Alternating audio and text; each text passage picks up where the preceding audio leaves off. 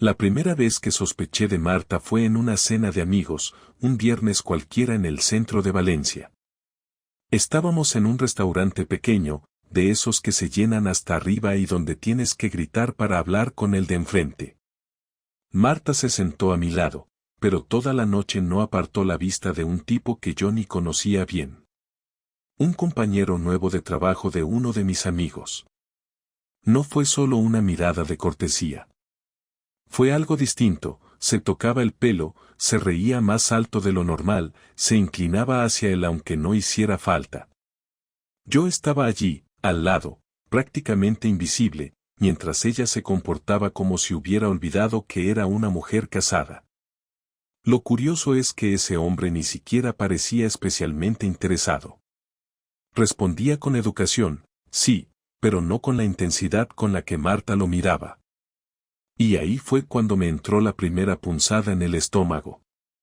Una sensación rara, como si hubiese visto un ensayo general de algo más grande que estaba por venir. Esa noche, de camino a casa, no le dije nada. No quería parecer paranoico. Pero la imagen de mi mujer riéndose de todo lo que él decía me taladró la cabeza durante días. Y lo peor es que, a partir de entonces, empecé a ver pequeños gestos, actitudes que hasta entonces había pasado por alto. Lo que parecía un detalle sin importancia en aquella cena terminó siendo el primer ladrillo de un muro que me cayó encima semanas después. 2 semanas después de aquella cena, Marta me dijo que iba a salir a tomar algo con sus compañeras del trabajo. Lo dijo con naturalidad, como si fuese lo más normal del mundo, pero a mí me chirrió enseguida porque nunca había tenido demasiada relación con esas compañeras. Ella era de las que iba, trabajaba, cumplía y se marchaba a casa sin quedar con nadie.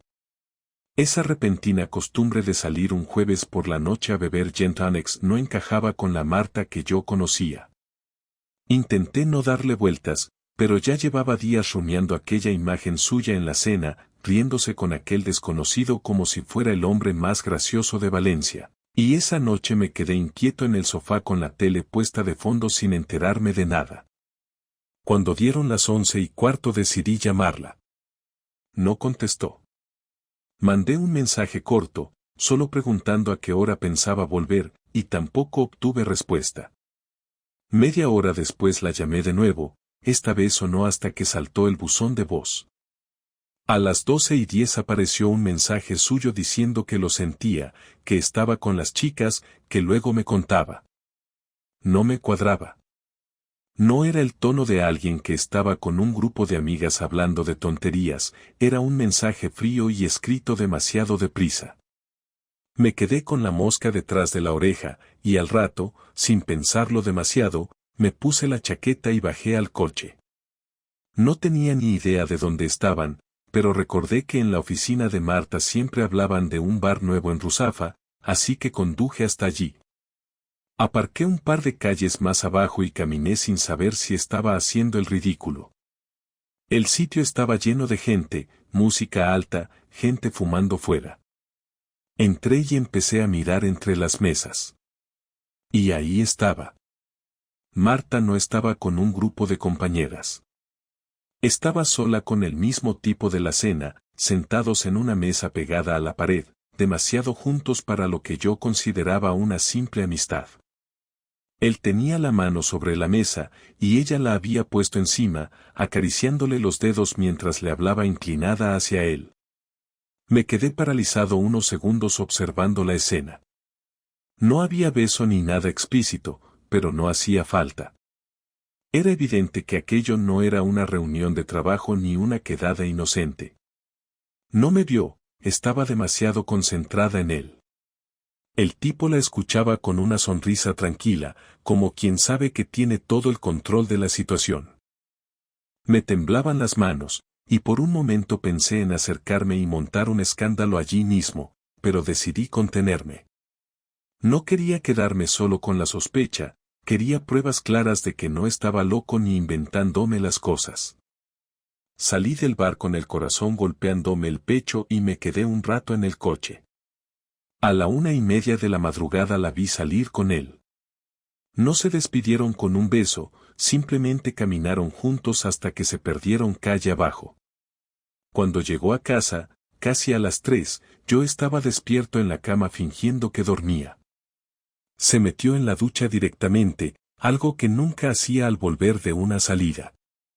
Se tumbó después a mi lado y noté cómo respiraba acelerada. Yo me hice el dormido y solo podía pensar en lo que había visto. Al día siguiente intenté actuar con normalidad. Durante el desayuno le pregunté qué tal la noche y me soltó un bien, muy divertida sin mirarme a los ojos. Eso fue suficiente para confirmar que estaba mintiendo. Decidí dar un paso más. Ese mismo día pedí a un amigo que trabajaba en seguridad privada si podía recomendarme a alguien que hiciera seguimientos discretos. No soy un tipo controlador ni celoso, pero ya no podía vivir con la duda. Una semana después recibí las primeras fotos, Marta entrando en un hotel de las afueras con aquel hombre a plena luz del día, un martes a las 4 de la tarde. Cuando abrí el sobre con las imágenes me quedé helado. No eran suposiciones, no eran sospechas vagas, era mi mujer cogida de la mano con otro entrando en un lugar donde solo se va con un propósito. Las manos me sudaban, el estómago se me encogió y tuve que sentarme en la mesa del comedor para no caerme. Era oficial, Marta me estaba engañando. Esa tarde no fui capaz de concentrarme en nada. Me pasé horas mirando las fotos una y otra vez, como si necesitara grabar a fuego la traición para creerla. Pensaba en nuestra hija, en la casa que habíamos comprado juntos, en cada sacrificio que habíamos hecho los dos durante años, y todo parecía de repente un teatro. En un momento dado sentí rabia, quise destrozar los marcos de las fotos familiares que teníamos en el pasillo, pero me contuve.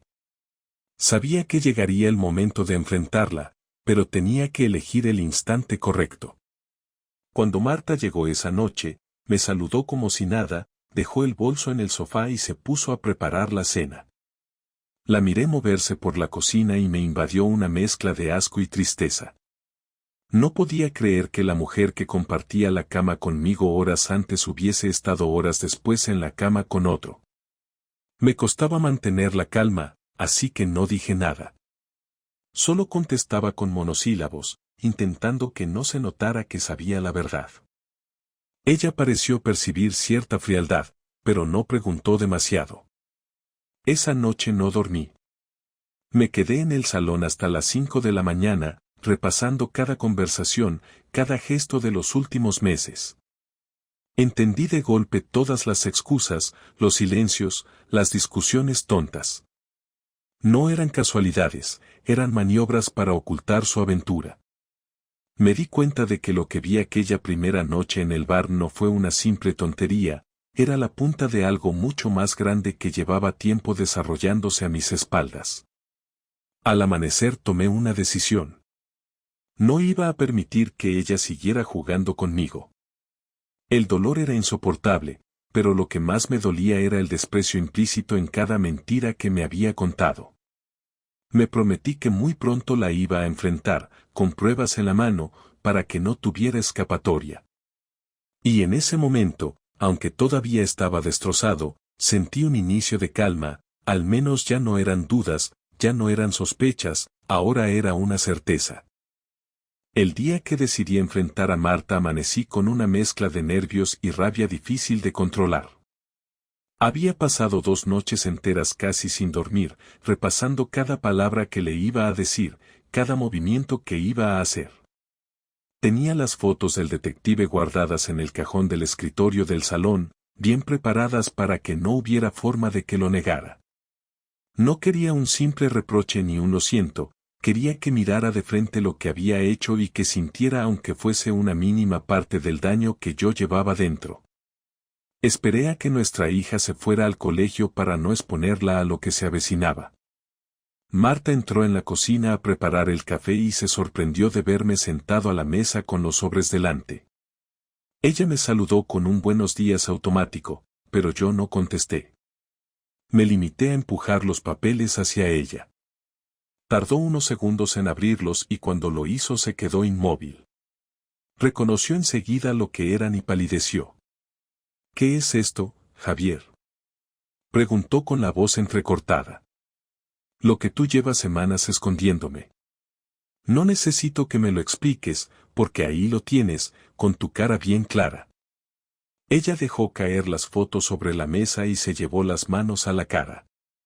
Balbuceó un no es lo que parece, pero yo golpeé la mesa con el puño y grité que no se atreviera a decirme esa frase porque no soy imbécil.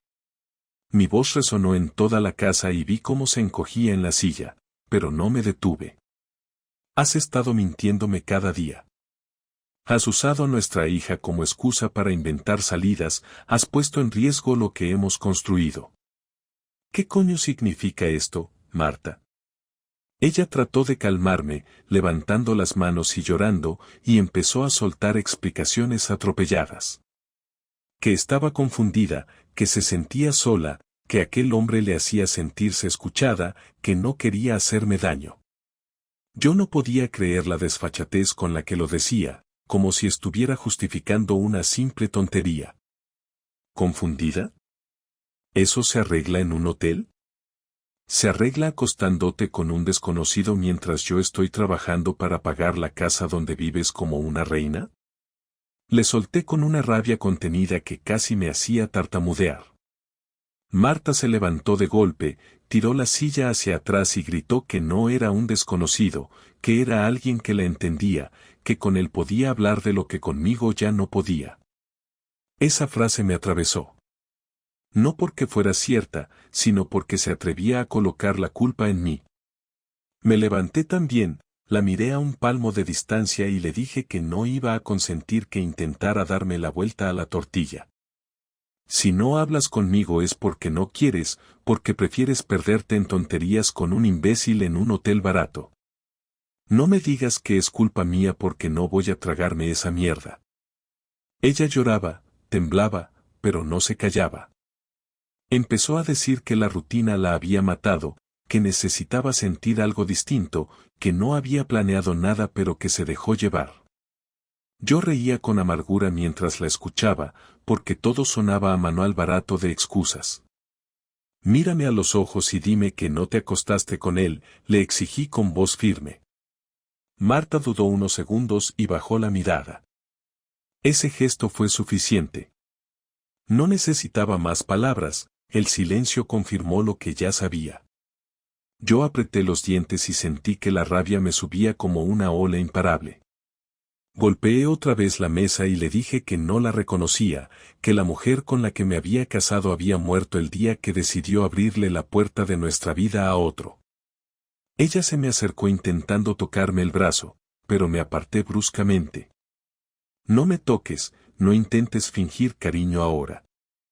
¿Sabes qué es lo peor? Que ni siquiera tuviste la decencia de pensar en nuestra hija antes de hacerlo. ¿Qué pensarías si fuera al revés, si yo fuera el que tuviera una amante y te lo escondiera todos los días? Marta lloraba sin parar y decía que se arrepentía, que no quería perderme, que estaba dispuesta a hacer lo que fuera para arreglarlo. Yo la escuchaba, pero no podía sentir nada más que un vacío enorme. Ya no había confianza, ya no había respeto. Sus palabras me sonaban huecas, como si estuviera siguiendo un guión aprendido. ¿Arreglarlo? ¿Cómo? ¿Crees que con 4 lágrimas y un perdón todo vuelve a ser igual? Has destrozado algo que no se puede reparar. A partir de hoy, nada será lo mismo, Marta. Ni para ti ni para mí. Ella cayó de rodillas en el suelo, sujetándose la cara, repitiendo que lo sentía una y otra vez. Pero yo estaba frío. Había pasado de la rabia al agotamiento en cuestión de minutos. Sentí que el combate ya no tenía sentido porque la batalla estaba perdida desde que vi aquellas fotos. En ese momento decidí que no iba a ser yo el que suplicara, no iba a ser yo el que intentara mantener en pie un matrimonio que ella había destrozado.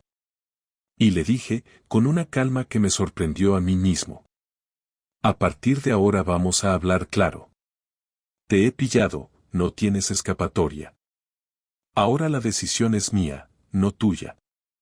Y créeme que no pienso dejar esto pasar. Ella levantó la cabeza, con los ojos rojos e hinchados, intentando leerme la expresión, pero yo ya no le di más explicaciones. Me limité a salir de la cocina y dejarla allí tirada en el suelo. No necesitaba seguir discutiendo, lo esencial ya estaba dicho. Ahora quedaba pensar en mi siguiente movimiento, porque sabía que la venganza iba a ser tan real como el dolor que me había causado. Después de la confrontación, pasé 2 días sin apenas dirigirle la palabra. Marta intentaba acercarse, preguntaba si quería hablar, si podíamos buscar ayuda de un terapeuta, si estaba dispuesto a escucharla. Yo la ignoraba por completo, no porque no quisiera gritarle de nuevo, sino porque necesitaba pensar en frío cuál sería mi siguiente paso.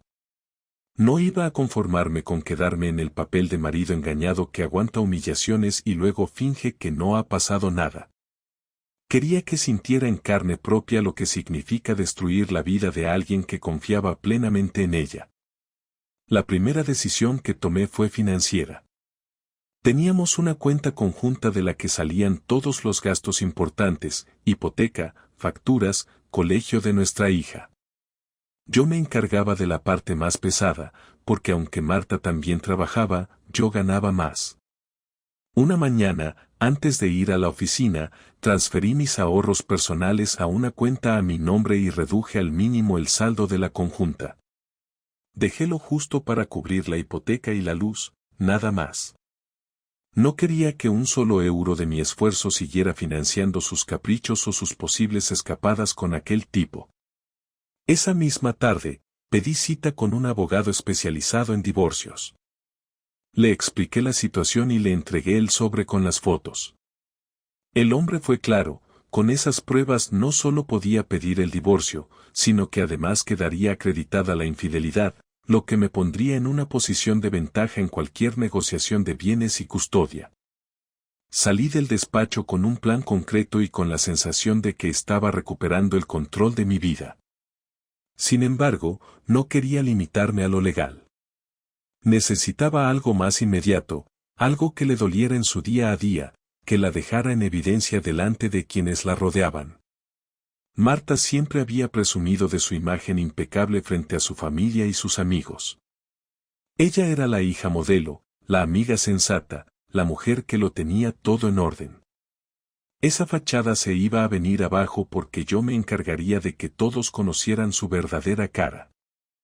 El sábado organizamos una comida en casa con mis suegros y mi cuñada.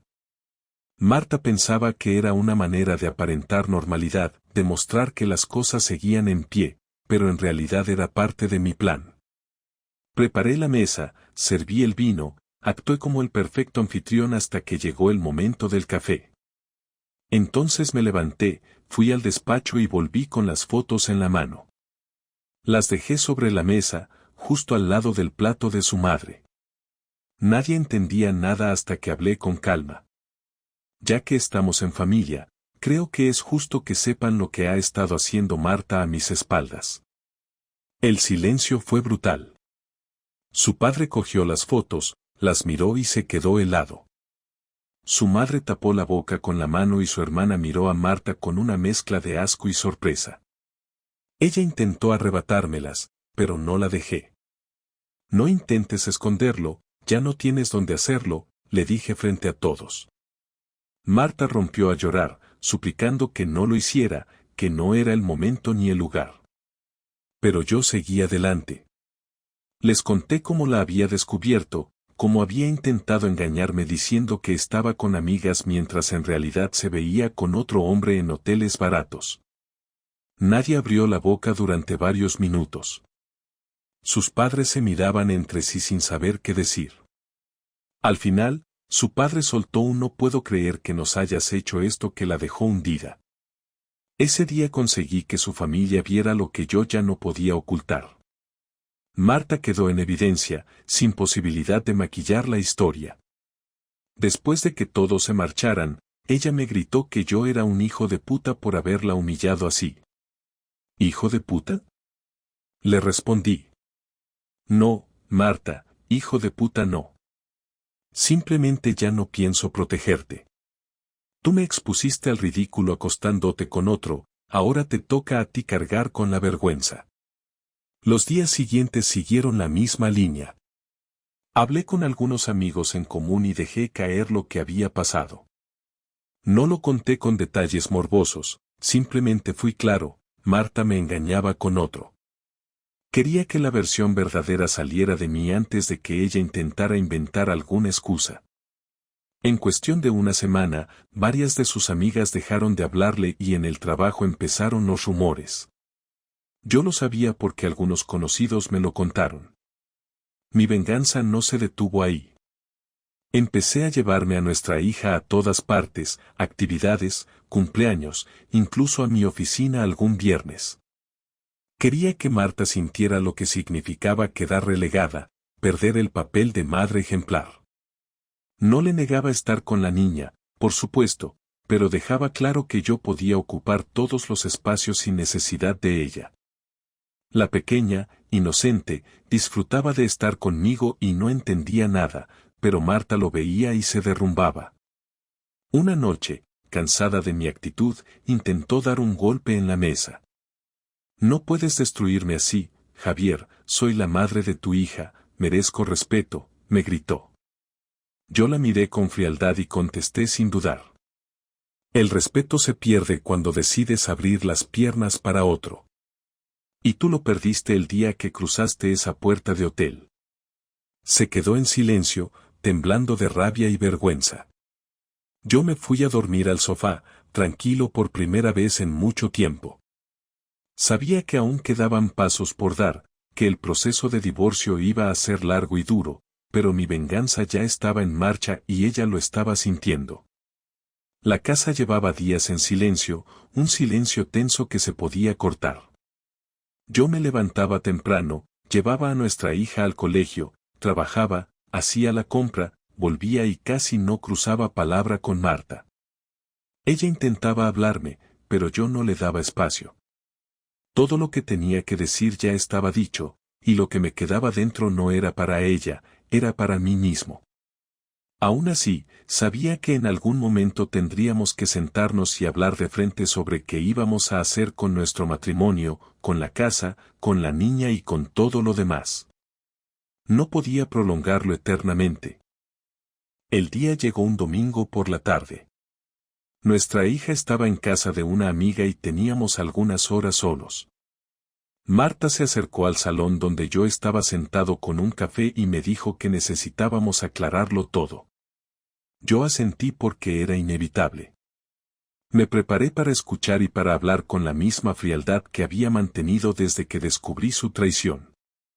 No quiero seguir viviendo así, dijo ella, con los ojos hinchados de tanto llorar durante los últimos días.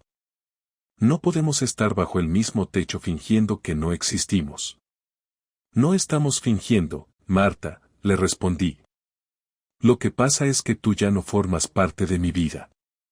Estoy aquí porque todavía no hemos firmado nada, pero en lo esencial estamos separados desde el día en que te metiste en un hotel con otro.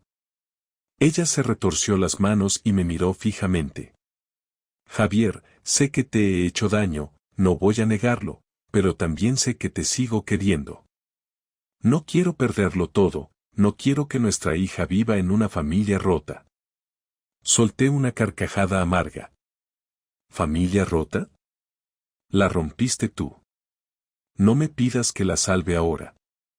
Podemos intentar reconstruirlo, insistió. Podemos ir a terapia, podemos empezar de cero. Te juro que nunca más volvería a pasar algo así.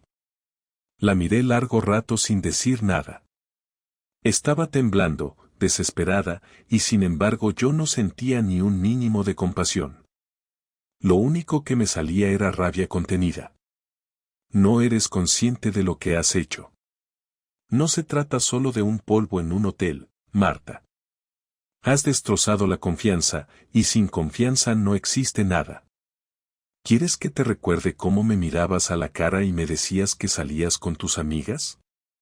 ¿Quieres que te recuerde los mensajes en los que fingías estar cansada cuando en realidad estabas con él? ¿De verdad crees que se puede borrar eso de un plumazo? Ella empezó a llorar y me pidió que bajara la voz, pero yo seguí. No, Marta, esto hay que decirlo alto y claro, lo nuestro se acabó. Ya no somos pareja, ya no somos marido y mujer. Solo somos los padres de una niña que no merece esta mierda. Y por ella vamos a hablar de lo práctico, nada más. Ella respiró hondo, se secó las lágrimas y preguntó con un hilo de voz. ¿Qué quieres hacer entonces? Divorcio. Legal, claro y rápido. Custodia compartida para que nuestra hija no sufra más de lo necesario. Yo me ocuparé de la casa hasta que se venda, después veremos. Y cada uno a rehacer su vida. Marta se quedó en silencio un buen rato, como si intentara asimilar que lo que yo decía iba en serio. Finalmente habló. Si me dejas, Javier, me quedo sin nada. Pierdo la casa, pierdo a mi familia, pierdo a mis padres porque ya casi no me miran desde lo que pasó. No me queda nada. Eso tendrías que haberlo pensado antes. Yo también lo pierdo todo, ¿sabes? Pero al menos me quedo con la conciencia limpia. Tú no puedes decir lo mismo. Ella intentó acercarse, como tantas veces, buscando tocarme, pero me aparté. No quiero contacto físico contigo. No intentes abrazarme ni tocarme.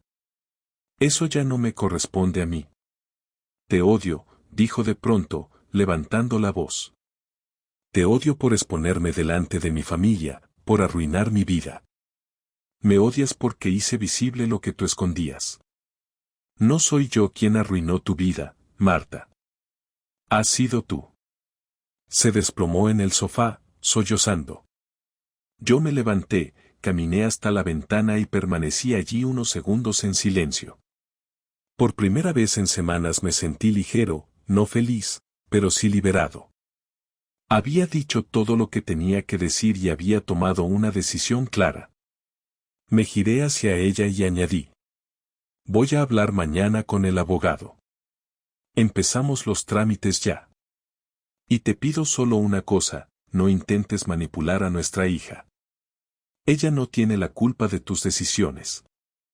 Trátala bien, no le metas tus excusas en la cabeza. Ella asintió en silencio, con la mirada perdida. La conversación había terminado. Yo me sentí agotado, pero al mismo tiempo en paz. Había cerrado la puerta a cualquier posibilidad de reconciliación y eso, dentro de todo el dolor, me dio una certeza que necesitaba. Ese domingo quedó grabado como el último día en que hablamos como matrimonio. A partir de entonces seríamos dos desconocidos que compartían la responsabilidad de criar a una niña. Lo demás ya estaba muerto. La semana siguiente a nuestra última conversación fue el comienzo de un nuevo capítulo. El lunes me reuní con el abogado y firmé la demanda de divorcio. Mientras lo hacía, sentí un peso extraño en el pecho, no por arrepentimiento, sino por la magnitud del paso que estaba dando. Nunca imaginé que a mis 39 años estaría sentado en un despacho de abogados planificando cómo repartir una vida entera en papeles y cláusulas. El abogado me explicó que, con las pruebas que yo tenía, todo sería más sencillo y rápido. Aún así, no era un trámite ligero, implicaba emociones, recuerdos y decisiones que marcarían el futuro de nuestra hija. Salí de allí con una carpeta bajo el brazo y la sensación de que, aunque el proceso sería duro, al menos estaba avanzando.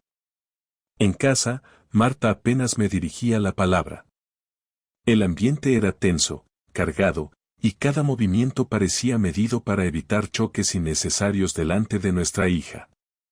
Ella notaba algo, porque preguntaba a menudo por qué ya no salíamos juntos, por qué dormía yo en el sofá, por qué mamá y papá hablaban tan poco.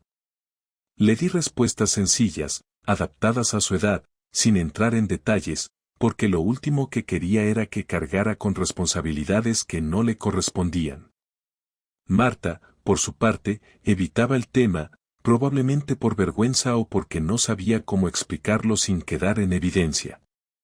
Una tarde, después de dejar a la niña en una actividad extraescolar, Marta intentó retomar la conversación. Me dijo que si aún había una mínima posibilidad de salvar algo, ella estaba dispuesta a intentarlo. Yo la miré sin rabia, pero con una frialdad absoluta. No hay nada que salvar, Marta. Lo que rompiste no se arregla. Ella bajó la mirada y no insistió. Fue la primera vez que percibí resignación en sus gestos. Supo que mis palabras eran definitivas. A partir de entonces dejó de pedirme segundas oportunidades y se limitó a colaborar con lo que el abogado pedía. Con el paso de los días empecé a experimentar una mezcla de emociones contradictorias. Por un lado, estaba el dolor de aceptar que la mujer con la que había compartido 11 años me había traicionado.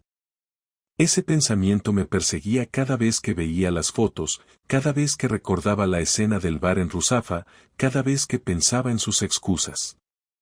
Por otro lado, estaba la sensación de alivio, de no tener que seguir viviendo en una mentira, de haber tomado las riendas y no quedarme en el papel de víctima eterna. Era una montaña rusa, pero poco a poco lo segundo empezó a pesar más que lo primero. Empecé a salir más, a pasar tiempo con amigos que había dejado de lado por la rutina del matrimonio. Les conté lo justo, sin necesidad de detalles morbosos, pero todos entendieron que necesitaba aire. También dediqué más tiempo a mi hija, no solo por ella, sino por mí mismo. Descubrí que podía organizarme sin depender de nadie, que podía cocinarle, llevarla al parque, ayudarla con los deberes, todo sin sentir que me faltaba algo. Eso me devolvió confianza en mí mismo, la misma que Marta había intentado destruir con sus mentiras. En cuanto a Marta, su caída fue evidente. En el trabajo empezaron a circular rumores, algunos exagerados, otros ciertos. Su familia la trataba con frialdad, especialmente su madre, que no le perdonaba lo que había hecho. Ella intentaba actuar con normalidad, pero se notaba que estaba descolocada, sin el apoyo incondicional que siempre había tenido. Y aunque una parte de mí disfrutaba viéndola enfrentarse a las consecuencias, otra parte se limitaba a observar con indiferencia. Ya no era mi problema. La última conversación que tuvimos sobre el tema fue breve.